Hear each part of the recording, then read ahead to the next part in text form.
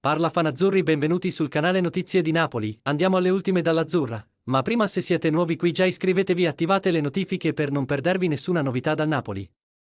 Il centrocampista del Napoli Piotr Zielinski potrebbe rinnovare il suo contratto con il Napoli oppure, in alternativa, lasciare il club partenopeo.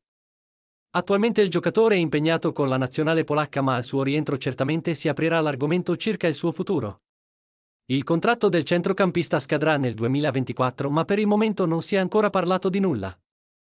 Per Zielinski l'approdo agli ottavi di finale del mondiale sarebbe un traguardo importante prima di affrontare il discorso relativo al suo futuro con la società. Il suo contratto è in scadenza nel 2024, ma al momento non ci sono novità. Il DS Giuntoli parlerà con lui soltanto a fine stagione, senza rinnovo, e a cifre leggermente più basse rispetto a quelle attuali, guadagna circa 4 milioni di euro, e non è da escludere neanche l'ipotesi dell'addio. Non è un caso che il Napoli segua talenti adatti a sostituirlo come Samardzic dell'Udinese o Güler del Fenerbahce, ma il tema adesso non è di stretta attualità. Ehi, fan di Azzurra?